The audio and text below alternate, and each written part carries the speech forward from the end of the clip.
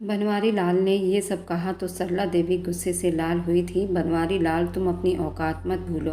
जो कुछ भी है वह सब कुछ मेरा है और कल्याणी देवी मेरी सहेली है, तो तुम बीच में मत बोलो। वह अपने पति से ही उलझ पड़ी थी। सरला देवी, एक बात मैं तुमसे साफ साफ कह देता हूँ, मैं अपनी बेटी का रिश्ता उस शादीशुदा सुशील से नहीं करूँगा। धारा उसके छोटे भाई पुनीत से मोहब्बत करती है और जब बच्चों का दिल जहाँ हो वहीं उनकी शादी करनी चाहिए। तुम पुनीत के लिए रिश्ता लेकर जाओगी तो मैं तुम्हारे साथ जाऊंगा, वरना सुशील से धारा की शादी मैं बिल्कुल नहीं करवाना चाहता। मैं इसके खिलाफ हूँ। सुशील के लिए मेरी तरफ से मना है। सरला देवी अब कल्याणी देवी से बात कर रही थी और अपनी कहते कॉल काट गई। उनका भी यही कहना था कि धारा और पुनीत की शादी होनी चाहिए, क्योंकि ये दोनों बच्चे आपस में प्रेम करते हैं। बात करते करते वो बाहर की तरफ आ गई थी, वापस फिर अंदर की तरफ बढ़ी थी, जहाँ बात करते करते धारा को अंदर छोड़ आई थी। कुछ बातें उसके सामने नहीं कर सकती थी। क्या कहा आंटी जी ने? धारा ने बड़ी बेचैनी से पूछा था। बेटा, भगवान पर छोड़ दो, जो होगा अब अच्छा ही होगा। जल्दी से मुझे अपने हाथ की चाय पिला दो। बनवारी लाल ने प्यार से बेटी को कहा तो वह मुस्कुराकर किचन की तरफ बढ़ गई, जबकि बनवारी लाल अब गहरी सोच में पड़ चुका था। न जाने अब सिमोना क्या करने वाली थी। इधर सुशील फोन पर पुनीत और धारा की शादी के अरेंजमेंट करवाने को अपने दोस्त से बात कर रहा था, लेकिन उसने रिसेप्शन के बारे में किसी को नहीं बताया था। इधर अंदर ही अंदर आंचल इस बात पर बहुत सुलग उठी थी। एक तरफ वो अपने माँ को बोलकर आया था कि रिसेप्शन करेगा और अब सिर्फ पुनीत और धारा की शादी की तैयारी में बिजी था। आंचल उसकी आवाज़ पर वो अपने ख्यालों की दुनिया से बाहर आकर चौंक गई थी। आपको जो भी समस्या हो, कोई भी परेशानी हो, आइंदा सिर्फ मुझे कहिएगा, क्योंकि उसे मैं ही हल करूँगा। माँ के सामने ऐसा कुछ भी मत कह देना कि उनकी तबीयत दोबारा खराब हो जाए। सोच समझ कर बोला करो। वह गुस्से में उसे देखकर बोला था। कुछ गलत तो नहीं बोला मैंने? आप भी तो वैसे ही सच कर रहे हैं। वह मुंह फेर कर बिस्तर पर बैठते मोबाइल हाथ में उठाती तंग होकर बोली, क्या सच कह रहा हूँ? क्लियर करो। वह उसके पास जाता, वेस्ट पर हाथ रखकर पूछने लगा। माँ के सामने तो बड़ी डींगे मारकर आए हो कि जैसा आप चाहेंगी वैसा ही होगा। अब आपने कोई रिसेप्शन करना ही नहीं। आए बड़ी रोब दिखाने वाले। कुछ पल तो वह उसे यूं ही देखता रह गया। आप जानती हैं रिसेप्शन क्यों किया जाता है? जानती हूँ ना, क्योंकि सभी लोगों को बताना होता है कि हमने शादी कर ली और हम अपनी शादी से बहुत खुश हैं। उसकी आंखों में आंखें डालकर बोली, रिसेप्शन जरूरी भी होती है। वह अपने बालों में हाथ फेरते बड़बड़ाया, क्या मतलब? हमारी शादी की रिसेप्शन आप क्यों नहीं कर सकते? अब मुझे पता चल गया, क्योंकि आप समझते हैं कि मेरा स्टेटस आपके स्टेटस से मेल नहीं खाता और जब सब उसमें शामिल होंगे तो आपके बारे में उल्टी सीधी बातें बनाई जाएगी। आपकी पत्नी एक गरीब घर से है, इसी वजह से आप ये रिसेप्शन नहीं करना चाहते हैं ना? अब गुस्से से वो फिर से उसकी तरफ मुड़ा था और जो माँ ने बात कही थी उसका क्या? आंचल थोड़ा सा घबराकर पीछे हुई। आपको कैसे पता है? मैंने तो आपको अभी तक ऐसा कुछ भी नहीं कहा जिससे ये साबित हो कि मैं आपको गरीब लड़की समझता हूँ। वह 2 कदम उसके तरफ बढ़ गया। क्या सो करना है आपने? वह भी सवाल पर सवाल पूछती चली गई, उसके जज्बात को हवा दे रही थी। माँ ने रिसेप्शन के साथ एक और बात भी कही थी, वो शायद आप भूल गई हैं। वह अचानक उसकी कमर पे हाथ डालता उसे अपने सीने में भींच गया। नहीं तो उन्होंने और तो कुछ भी नहीं कहा। उसकी हाथों की उंगलियों को अपनी उंगलियों में डालते उसके होठों के करीब गया था। आंचल की बात वहीं अधूरी रह गई थी और माँ ने जो कहा था, पति पत्नी के बीच की संबंध अब मधुर होनी चाहिए। अगर आपको याद नहीं तो याद दिला देता हूँ। उसे खींचकर अपने सीने से लगाते गंभीर शब्दों में बोला था, रिसेप्शन के लिए ये जरूरी नहीं। वह पलके झपकाए बड़ी मुश्किल से ये सब बोल पाई थी, लेकिन मेरे लिए बहुत ज़रूरी है। और उसका चेहरा ऊपर उठाते उसकी आंखों में आंखें डालते बोला। कुछ पल तो यूं ही बिल्कुल चुप्पी छाई रही। प्लीज़ दूर हटो। वह अपने धड़कते दिल पर काबू पाती उसे खुद से दूर करने लगी। क्या वजह? कोई परेशानी है तुम्हें?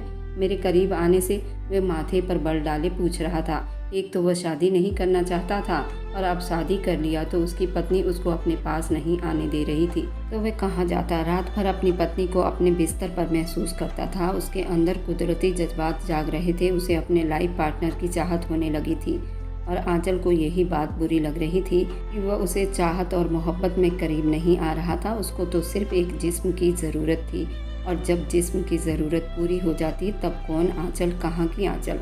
आप मुझे थोड़ा वक्त दो, मैं अभी इस सब के लिए बिल्कुल भी तैयार नहीं हूँ। वह घबराते दिल से बोली, मैं तैयार कर लूँगा। उसके बातों से आंचल के कानों में से धुआं निकलने लगा। मुझे नहीं होना तैयार, आप प्लीज़ दूर हटिए मुझसे, ये सब नहीं हो सकता। आंचल ने अब की बार उसके माथे के साथ अपना माथा जोड़ते गहरी सांस भरते बोला। आंचल की धड़कनें 100 की स्पीड में भागने लगी थी। अपने दिल को वो बागी होने से रोक रही थी, जो कब से सुशील के मोहब्बत के इंतज़ार में बैठी थी। मुझे डर लग रहा है, प्लीज़ ना करें। उसकी कमज़ोर सी आवाज़ को नज़रअंदाज करते सुशील ने उसके चेहरे को ऊपर करते धीरे से उसके होठों को अपने होठों की पकड़ में ले गया था। आंचल के तो जैसे जिस्म से जान ही निकल गई थी। वे अपना सांस रोककर सुशील को देखने लगी, जो और ज़्यादा कोई भी आनाकानी किए बिना आंखें मीचे उसके होंठ पर अपना होंठ रखते उसे चूम रहा था। धीरे से अपनी पकड़ को बढ़ाता वह उसकी जान होठों पर लाया था। आंचल के हाथों ने आनाकानी करने की कोशिश की थी, लेकिन वह उसको नज़रअंदाज करता उस वक्त बहक रहा था। आंचल की सांसों की खुशबू को अपने अंदर उड़ेलता सब कुछ पल में पिघल गया था। वह उसे लिए बिस्तर पर आया तो घबराकर साइड करवट लेती अपने आप को बचाने की कोशिश करने लगी थी, लेकिन सुशील अपनी शर्ट के बटन को खोलता उस पर उछालता उसके नज़दीक हुआ था। प्लीज़ सुशील, रुक जाइए, मुझे ये सब नहीं करना। वह रोती आंखों से उसे देखती बोली थी। वह वहीं थम गया था और हैरानी से उसे देखने लग गया था। वह क्यों अपने पास आने से उसे रोक रही थी। मैं तुम्हारा धर्मपति हूँ और तुम मेरी धर्मपत्नी तो हो। तुम अपने पास आने से मुझे क्यों रोक रही हो? वह अब बहुत गुस्से भरे अंदाज में बोला तो वह सू करती सर झुका गई। अगर आज हम करीब ना आए तो विश्वास करो, तुम सारी जिंदगी मेरे प्यार के लिए तरसोगी। मैं करीब फिर कभी नहीं आऊँगा। वह गुस्से से उसे वहीं छोड़ता बाथरूम की तरफ बढ़ता वहाँ गायब हुआ, जबकि आंचल उसने रोते हुए अपना चेहरा छुपा लिया। सुशील को नहीं बता सकती थी कि वह क्यों उसको अपने पास नहीं आने देना चाहती थी, क्योंकि वह डरती थी कहीं सुशील उसे हासिल करके कहीं उसे छोड़ तो न देगा, क्योंकि वह एक गरीब लड़की थी। अजीब बहम पाल कर बैठ गई थी और इतने प्यारे रिश्ते को खराब करने पर तुली हुई थी। कुछ दिन के बाद ही धारा और पुनीत की शादी के साथ साथ उन दोनों की रिसेप्शन पार्टी भी रखी गई थी। इस वक्त सिमोना भी घर पर नहीं थी, अपने पढ़ाई के सिलसिले में विदेश गई हुई थी। इस बीच कल्याणी देवी ने सोचा इन दोनों की शादी कर देते हैं, और ये बात सरला देवी और बनवारी लाल से भी छुपाई गई थी। इस बात से 3 लोग बिल्कुल अनजान थे। सुशील ने अपने माँ की बात का मान सम्मान किया था और रिसेप्शन करने के लिए तैयार हुआ था, पर इधर वह आंचल के करीब भी नहीं गया था।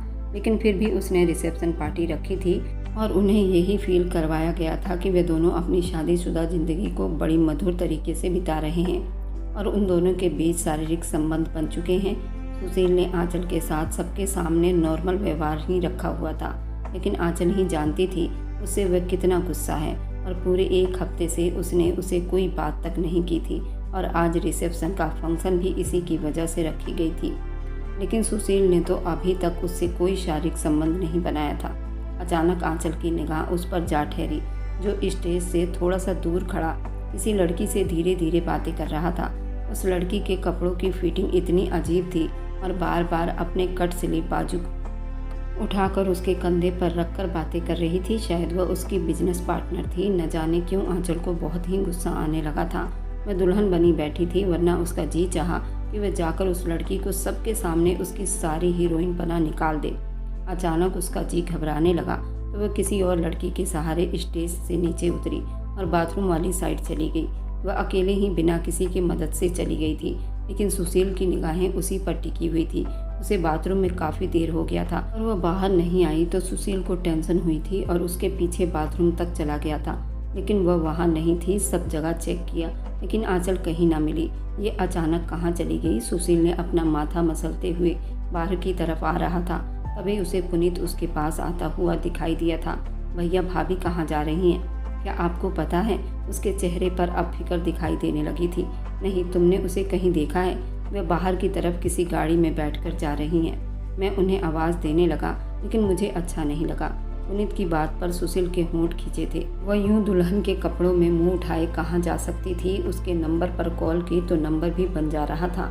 सुशील ने गुस्से से आंखें बंद की। उसने पुनीत के कंधों पर हाथ रखा और कहा, डोंट वरी, मैं देख लेता हूँ। तुम्हारी शादी तो संपन्न हो गई है, यहाँ रिसेप्शन और सब कुछ संभाल लो, मैं उसे देख लेता हूँ। उसने गुस्से को बड़ी मुश्किल से कंट्रोल किया। कुछ गड़बड़ है, कहीं उन्हें किसी ने किडनैप तो नहीं किया?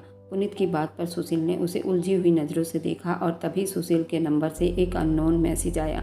सिर्फ 20 मिनट है तुम्हारे पास सुशील, अगर पहुंच सकते हो तो पहुंच कर दिखाओ और अपनी पत्नी की इज्जत को तार तार होने से बचा लो। You are game start now. नीचे एक एड्रेस लिखा हुआ था। ये कौन है? ये एड्रेस यहाँ से आधे घंटे की दूरी पर है। 20 मिनट में कैसे पहुँचेंगे? पुनीत भी उसके साथ परेशान हुआ था। आंचल को बचाना है पुनीत, कुछ भी करके मुझे वहाँ पहुँचना है। तुम यहाँ माँ और सबको संभाल लो। माँ को ये मत बताना मुझे वहाँ जाना होगा। ये बिना देखा भाला कौन सा दुश्मन आज पैदा हो गया है। सुशील के अंदर का सोया हुआ गुस्सैला इंसान अब जाग चुका था। छोड़ दो मुझे घटिया इंसान। आंचल ने खुद को उससे छुड़ाने की हर मुमकिन कोशिश की, लेकिन वह बंदूक के जोर पर उसे मारकर गाड़ी से बाहर निकाल रहा था और अब एक खुफिया जगह पर पहुंचा था। तुम्हें क्या लगा भरी महफिल में मुझे बेइज्जत करोगी तो मैं तुम्हें चुपचाप छोड़ दूंगा? मैं निहाल हूँ। मैं तो इंतज़ार में था कि कब तुम्हारी लाइफ में रंग भरे और मैं उन्हें छीन कर तुम्हें हमेशा के लिए बर्बाद कर दूँ, तुम्हें तुम्हारे घुटनों पर गिरा दूँ। निहाल ने आंचल को ज़मीन पर जोर से धक्का दे दिया था। उसकी कलाई में चूड़ियाँ टूट चुकी थी। तुमने आज साबित किया कि तुम सच में एक घटिया इंसान हो। आंचल ने अपनी जगह से खड़े होते गहरी सांस भरते कहा तो वह ठहाका लगाते हंस दिया। ठीक है, 2 महीने के बाद, सिर्फ 2 महीने बाद ही तुम्हें वापस दुल्हन के रूप में अपने सामने खड़ा देख रहा हूँ। वही रंग, वही रूप, वही शब्द, कुछ भी तो नहीं बदला। वैसे ही अकड़ घमंड है। ये कहते हुए निहाल नफरत से आगे बढ़ा कि आंचल को उसके इरादे अब अच्छे नहीं लग रहे थे। वे जल्दी एक कदम पीछे हो गई। क्या हुआ? डर लग रहा है अब मुझसे? वे अपनी आईब्रो को ऊपर करते हुए पूछा। तुमने जो किया उसकी सज़ा तुम्हें जरूर मिलेगी। वह धमकी दे रहा था, लेकिन आंचल क्या वह डर जाती? वह भी उसे टक्कर की धमकी दे रही थी। फिलहाल तो खुद को बचाने की सोचो, क्योंकि भरी महफिल में तुमने जो मेरी इज्जत का कचरा किया था और किसी को मुंह दिखाने लायक मुझे नहीं छोड़ा था। तब मैंने खुद से एक वादा किया था कि तुम्हें नहीं छोड़ूंगा, तुम्हें तुम्हारे औकात दिखाकर ही रहूँगा, तुम्हारी इज्जत समेत तुम्हें कुचल कर दिखाऊंगा। तुम अपने आप को कभी नहीं बचा पाओगी। गुस्से से कहते हुए आगे बढ़ा। खबरदार जो एक कदम भी मेरी तरफ बढ़ाया तो मुंह तोड़ दूंगी मैं तुम्हारा। एक और खोखली धमकी। वे ठहाका लगाते हंसने लगा। सुनसान जगह, अकेलापन, और यहाँ मेरे अलावा कोई नहीं है। आंचल, सिर्फ अब तुम मेरी प्यास बुझाओगी। चलो मैं तुम्हें छोड़ दूंगा, बस तुम्हें घुटनों के बल बैठकर मुझे अभी के अभी माफ़ी मांगनी होगी, वरना आज तुम्हें मुझसे कोई नहीं बचा पाएगा। तुम खुद भी नहीं बच पाओगी। और फिर जल्दी से बोली, मुझे मेरे भगवान ज़रूर बचाएंगे। मुझे अपने भगवान पर पूरा भरोसा है, वो मुझे खाली हाथ नहीं लौटाएगा और तुम जैसा भेड़िया मुंह की खाएगा। आंचल उसको उसी के अंदाज में जवाब दे रही थी। वे वहाँ से भागने लगी कि निहाल ने उसका भारी लहंगे का दुपट्टा खींचा जो उसके बालों में पिन से अटैच था, बालों से लगा हुआ था। आंचल की चीख निकल गई। उसका दुपट्टा उड़कर न जाने कहाँ से कहाँ चला गया। वह पूरा भेड़िया बना हुआ था। उसकी तरफ कदम बढ़ाने लगा। निहाल, मुझसे दूर रहो वरना मैं तुम्हारी जान ले लूँगी। आंचल ने उसे उंगली उठाकर वार्निंग देते हुए कहा तो निहाल जोरदार ठहाका लगाया था और उसे ज़मीन पर धक्का देते उसके दोनों हाथों को ज़मीन के साथ दबाता अपना चेहरा उसके चेहरे के बिल्कुल करीब किया था। अब बोलो, कितनी लाचार हो ना तुम। एक लड़की हो, मेरा कुछ नहीं बिगाड़ सकती। अब वो निहाल के आगे लाचार सी पड़ गई थी। वह हंसता हुआ आंचल को पागल ही लगा था। उसे हंसते देखा तो एक टांग उठाकर उसे जोर से मार गई तो वह एक पल को लड़खड़ा सा गया, पर अपनी जगह से नहीं हटा। लेकिन आंचल की कलाइयों पर उसकी पकड़ कमज़ोर पड़ गई थी। आंचल का हाथ पास पड़े एक रॉड से टकराया। आंचल ने एक पल की देरी किए बिना वह रॉड उठाते घुमाकर निहाल के सर पर दे मारा, जो उसके होंठों पर झुकने ही वाला था। अपने सर पर रॉड लगने से चक्कर खाकर वहीं गिर गया। दोनों हाथों से सर पकड़ता वह पीछे हुआ। जल्दी से आंचल खड़ी होती, पीछे हटती। आंचल ने उसे फिर से उस पर पीछे से जोर से धक्का दिया तो वह लड़खड़ाता हुआ पीछे खड़ा होने की कोशिश करते उसे घूरा था। आंचल ने खुद को संभालते हुए एक बार और घूमकर रॉड उसके सर पर जोर से बरसा दिया था। वह तड़प कर रह गया था और अपना सर पकड़कर जमीन पर गिर गया। आंचल की इज्जत के साथ खिलवाड़ करने चला था। आओ खेल कर दिखाओ। गुस्से से दहाड़ते हुए आंचल ने घूम कर वह रॉड उसके हाथों पर दे मारा। वह अपने सर से खून निकलता खुद भी नहीं रोक पा रहा था। हाथों की उंगलियों के चटकने की आवाज़ आई। वह दर्द से चीखने लगा।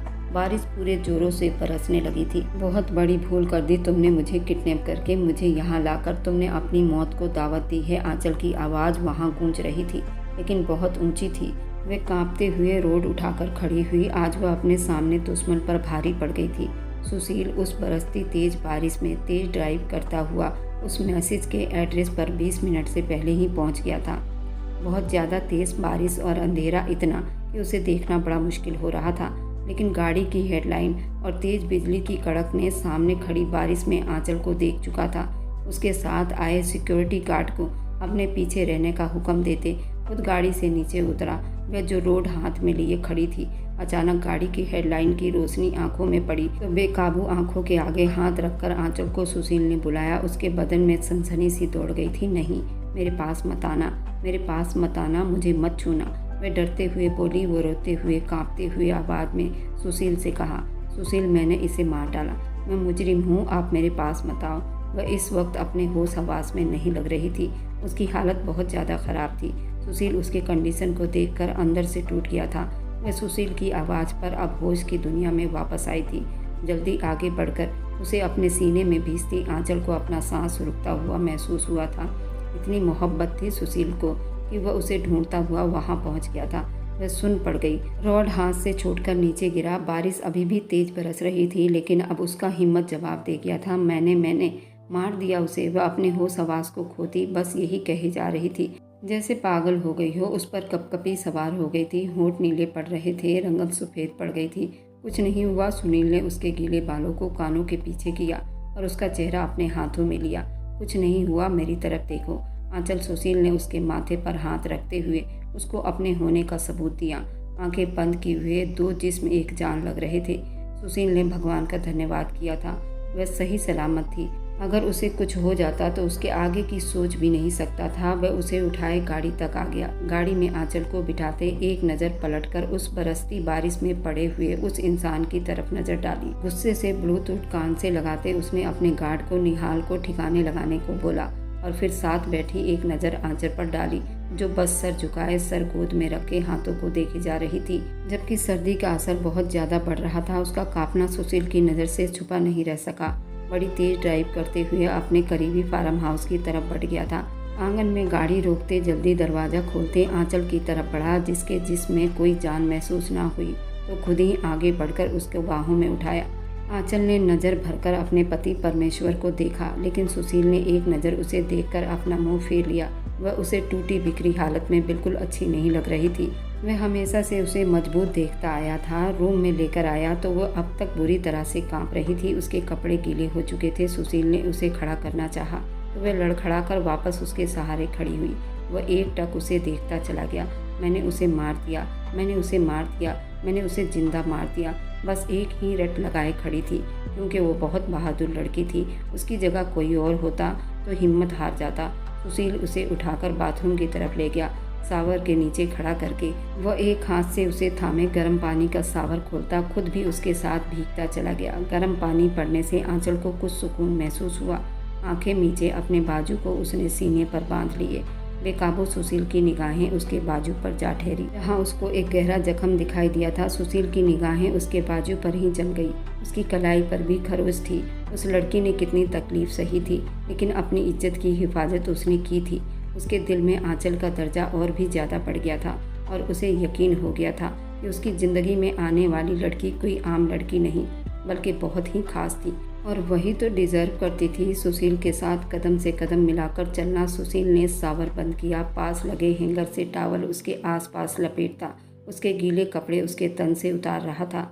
जब उसका खुला जिस्म देखा तो उसका दिल बुरी तरह से हिचकोले मारने लगा था। इधर आंचल बुरी तरह से कांप रही थी। सुशील की आंखों में जलते दीप देख चुकी थी। आंचल, कपड़े चेंज कर लो वरना ठंड लग जाएगी, गंभीर शब्दों में कहता आंचल के दिल के तार छेड़ गया था, पर वह अपनी जगह से हिल भी ना सकी। तो वह उसे खुद ही उसे अपना एक ड्रेस पहनाता बाथरूम से रूम में लाया था, क्योंकि इस वक्त फार्म हाउस में उन दोनों के अलावा कोई नहीं था और आंचल के वहाँ पर कोई कपड़े भी नहीं थे। बाहर आते सुशील ने खुद भी अपना एक सूट लेते ड्रेसिंग रूम में चला गया। वापस आया तो अभी तक आंचल बाहर नहीं आई थी। आंचल दरवाज़ा धीरे से खोला तो खुले ट्राउजर और शर्ट में भीगे बालों के साथ बाहर आई। सुशील को सुन कर गई। उसका ये रूप देखता हुआ भी खुद मचल गया था। आगे बढ़ते बेकाबू होते उसे अपनी बाहों में भर गया। आंचल ने बिल्कुल घबराकर उसकी आंखों में देखा। दोनों की नज़रें पल भर मिली। एक की आंखों में शर्म हया तो दूसरे की आंखों में जज्बात का समंदर था। आज दोनों ही एक दूसरे को दिल जान से स्वीकार कर चुके थे।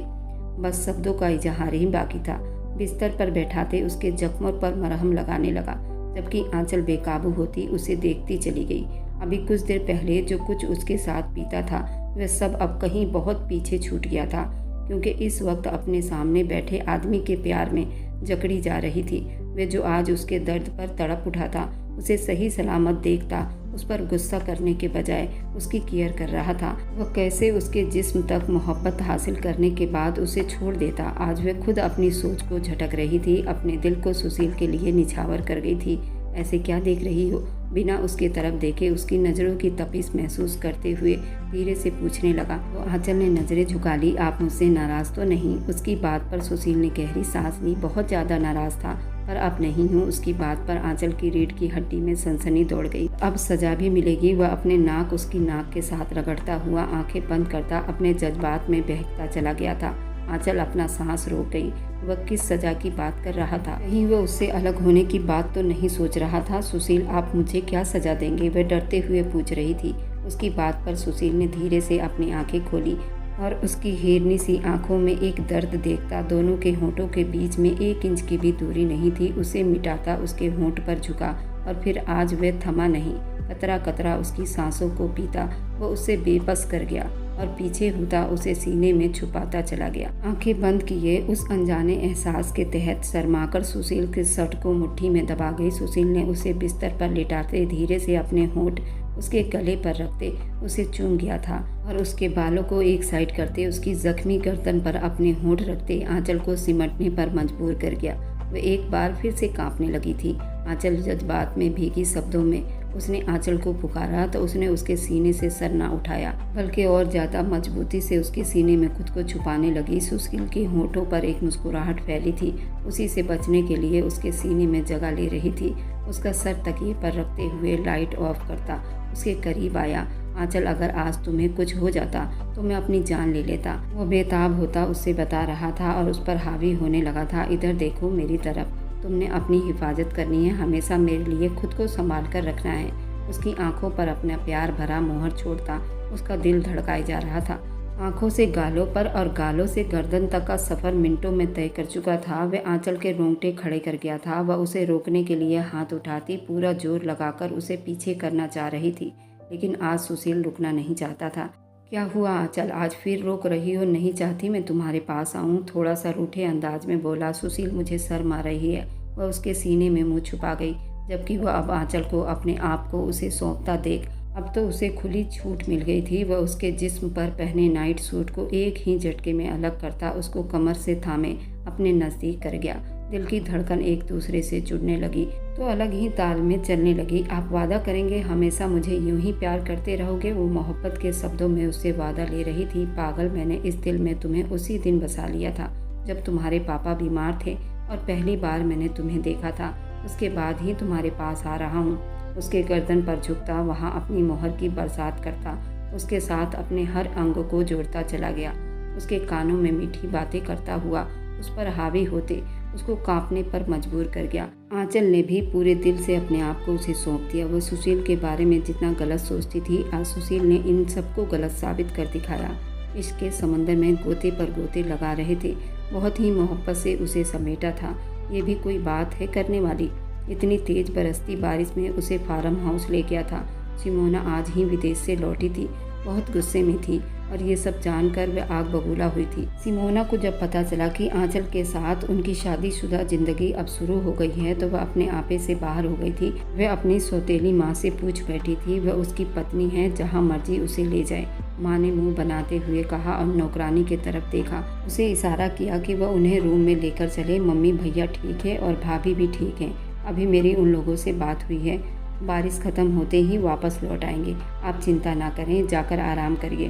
पुनीत ने उन्हें जबरदस्ती रूम में भेजा, वरना न जाने कितनी देर वह उनका इंतजार करती। सिमोना को भी उसने सब कुछ सच सच बता दिया था। सिमोना पुनीत से बहुत नाराज़ थी क्योंकि उसने उनकी मर्जी के खिलाफ जाकर माँ की बात मानते धारा से शादी की थी। वह उन्हें रूम में भेजता, खुद छत पर आता, बरसाती बारिश को देखता। धारा को कॉल मिला गया था, जो दूसरी बेल पर ही कॉल उठा चुकी थी। क्या कर रही थी मोहब्बत से कहता उसका हाल पूछने लगा। वह भी उसके प्यार के लिए तड़प रही थी। आपके कॉल का ही वेट कर रही थी। धारा, तुम्हें शादी की बहुत बहुत बधाई हो। तुम्हारे बिना मुझे चैन नहीं आ रहा। धारा ने मुस्कुराकर कहा, आई लव यू पुनीत। और फिर कुछ पल चुप्पी रही। क्या हुआ, चुप क्यों हो? आपने बताया नहीं आज मैं कैसी लग रही थी? धारा उसके जज्बात को बुरी तरह से उभार रही थी।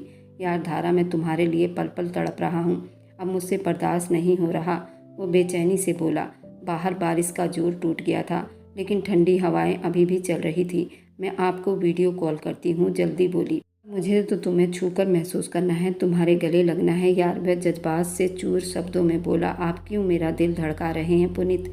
मैं बस आ रहा हूँ। वो कॉल काट गया। फिर कुछ ही देर बाद उसके छत पर मौजूद था। क्या हो गया पुनीत? भला ये वक्त है आने का? पापा ने देख लिया तो क्या सोचेंगे? अभी तुम मेरी फिक्र करो। मेरे जज्बात अब कंट्रोल नहीं हो रहे। वह कमरे में आता, उसे जोर से उसे अपने सीने में दबाता, उस पर गिर गया था। धारा का दिल धक से रह गया।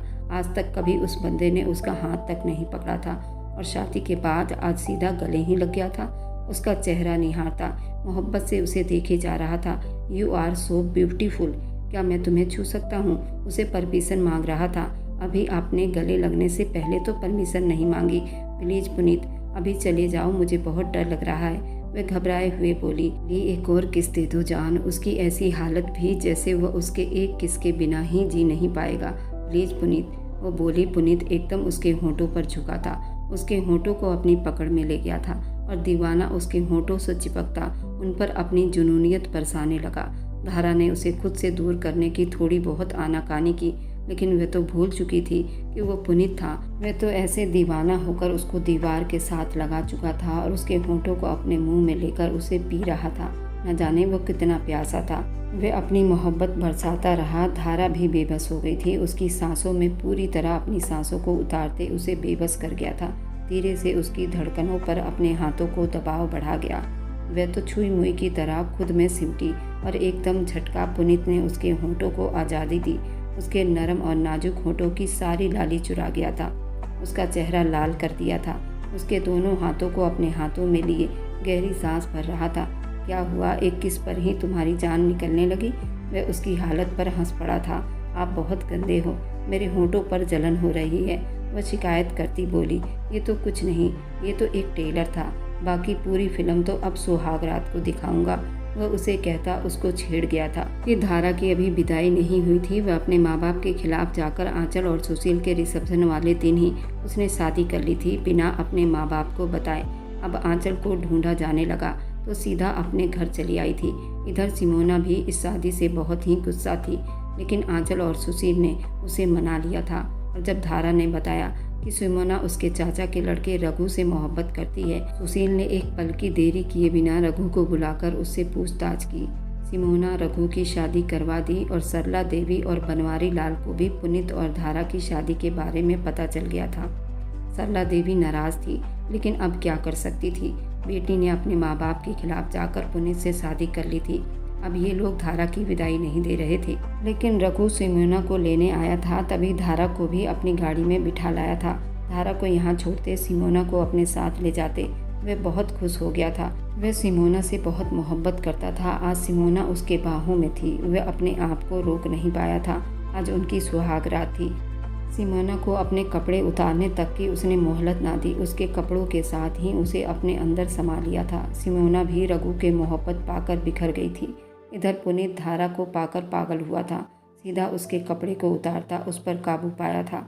इधर आंचल और सुशील की शादी को 1 साल हो चुका था। इन तीनों की शादीशुदा जिंदगी बहुत अच्छी चल रही थी। सबसे पहले खुशखबरी सुशील और आंचल ने सुनाई थी। आंचल प्रेग्नेंट हो गई थी। पूरे 9 महीने बाद आंचल ने एक बेटे को जन्म दिया था। उनकी खुशियां डबल हो गई थी। इधर अभी तक बनवारी लाल और सरला देवी बेटी से नाराज बैठे थे। वे अपनी बेटी से मिलने नहीं आते थे। उनका कहना था कि पुनीत के नाम पर सारी फैक्ट्री कर दे, तब जाकर वह अपनी बेटी को स्वीकार करेगी। लेकिन धारा को दौलत की बिल्कुल भी लालच नहीं थी। उसने कहा कि कोई बात नहीं, आप अगर नहीं आओगी तो भी कोई प्रॉब्लम नहीं है, लेकिन मैं इन दोनों भाई के बीच कोई फूट नहीं डलवाना चाहती। जब कल्याणी देवी एक सौतेली माँ होकर भी कभी उन्होंने अपने बच्चों में फ़र्क नहीं किया, तो मैं क्यों करूँगी? उसने साफ साफ अपने माँ से कहा, माँ मैं अपनी ज़िंदगी में बिल्कुल खुश हूँ, मुझे आपकी ज़रूरत नहीं। हाँ, अगर मेरी ज़रूरत आपको पड़े तो ज़रूर बुला लेना। क्योंकि मैं आपकी औलाद हूँ। मेरा कर्तव्य है आपको संभालना, लेकिन आप मेरे घर के मामले में नहीं बोल सकती। आप लोग बताइए, क्या धारा ने जो कहा वो सही है? अगर सारी लड़कियां इसी तरह सोच रखें तो घर कभी न टूटे। क्या आप लोग मेरी बात से सहमत हैं? मुझे कमेंट में ज़रूर बताइएगा। और हाँ, आप लोगों को ये स्टोरी कैसी लगी आप लोग कमेंट में ज़रूर बताना। इस कहानी का पहला भाग आपको इसके कैप्शन में मिल जाएगा, तो वहाँ से देख सकते हैं। और मेरी वीडियो जहाँ कहीं से भी आप लोग देखते हैं, कमेंट में अपने शहर का, राज्य का नाम ज़रूर बताएं। मुझे आप लोगों के कमेंट पढ़ने में बहुत आनंद आता है और उन सभी का मैं बहुत बहुत धन्यवाद करना चाहती हूँ जो लोग मेरी वीडियो को देखते हैं, लाइक करते हैं और शेयर करते हैं। अगर आपको आज की कहानी पसंद आई है तो वीडियो को ज़रूर लाइक कीजिएगा और अपने दोस्तों के साथ शेयर भी कीजिएगा। और हाँ, अगर आपने अभी तक हमारे चैनल को सब्सक्राइब नहीं किया है तो ज़रूर सब्सक्राइब कर लें। मिलते हैं हम अपनी कल की एक और नई दिलचस्प कहानी के साथ। मुझ पर सदा अपना प्यार और स्नेह बनाए रखें। सभी को मेरा प्यार भरा नमस्कार दोस्तों। खुश रहें, स्वस्थ रहें, मस्त रहें।